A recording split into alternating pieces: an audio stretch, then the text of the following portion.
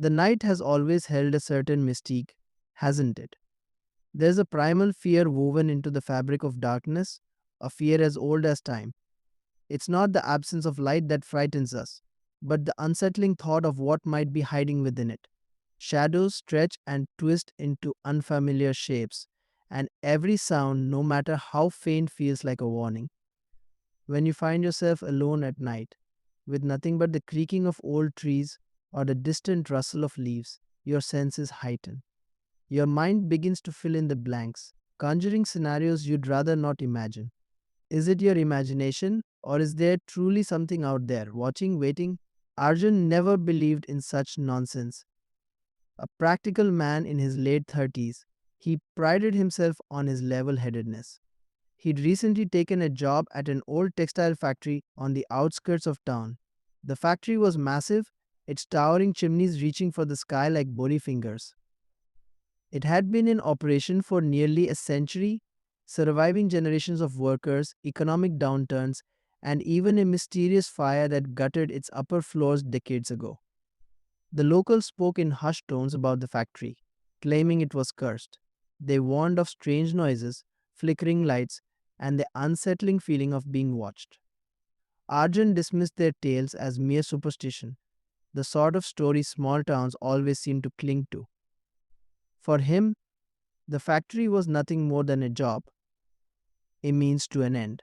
But that was before the night everything changed. It was a quiet Thursday evening, just past midnight.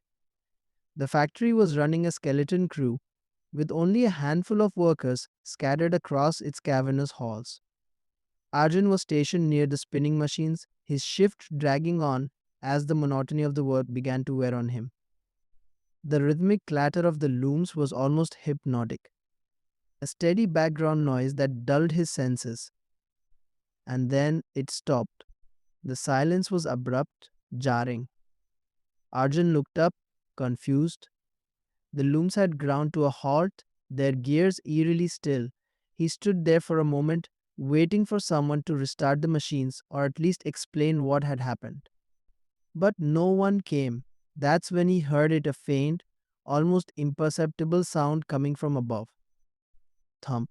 It was soft at first, like the sound of a distant door closing. Arjun froze, his ears straining to catch it again. Thump. Thump. The noise grew louder, more deliberate. It was coming from the upper floor, the floor that had been sealed off years ago after the fire. No one was supposed to go up there. The staircase leading to it was locked, and the floor itself was deemed unsafe. Arjun's rational mind kicked in. Maybe it was an animal, a stray cat, or a bird that had somehow found its way in. He grabbed a flashlight from his workstation and started toward the staircase. As he approached, he noticed something odd. The padlock that was supposed to secure the door at the top of the stairs was hanging loosely, as if someone had unlocked it and left it that way.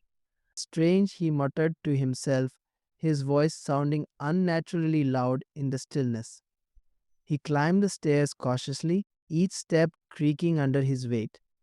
The air grew colder as he ascended, and the faint smell of burnt wood lingered, a haunting reminder of the fire that had ravaged this floor. When he reached the top, the door creaked open on its own, revealing a vast, shadowy expanse. His flashlight beam cut through the darkness, illuminating rows of abandoned machinery. The air was thick with dust, and cobwebs clung to every surface. "Hello," he called out, his voice echoing in the empty space. There was no answer. But then, in the corner of his vision, he saw movement. A shadow darted between the machines, too quick to make out. Arjun's grip on the flashlight tightened. "Is someone there?" The shadow appeared again, this time closer. It was tall and thin, its movements unnaturally jerky, as though it were a puppet on strings. And then he heard it, a voice. "Arjun." It was barely a whisper, but it sent a chill down his spine. He swung the flashlight toward the source of the voice, but there was nothing there. The thumping resumed, louder now, echoing all around him. It wasn't coming from a single source, it was everywhere. The shadows seemed to close in, and the faint sound of distant laughter filled the air. Panic set in. Arjun turned and ran, his footsteps echoing as he raced down the stairs. The factory felt alive, the walls vibrating with an energy he couldn't explain. When he finally burst outside, the cold night air hit him like a slap. He doubled over, gasping for breath, the flashlight still clutched in his trembling hand. The next day, Arjun tried to tell his coworkers what had happened, but they only laughed. The factory likes to play tricks on people, one of them said, shaking his head. Best not to think about it too much.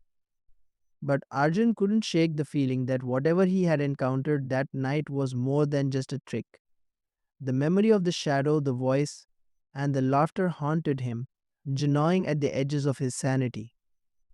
Weeks later, the factory announced plans to demolish the upper floor, citing safety concerns. As the demolition crew worked, they uncovered something chilling, a hidden room filled with charred remains. Among them were personal belongings, watches, rings, and tools belonging to workers who had vanished during the fire. The factory's secrets had been buried for decades, but the whispers of the night had finally brought them to light. And now, every time Arjun walks past the old building, he feels it watching him, waiting. The shadows may have retreated, but the darkness is never truly gone.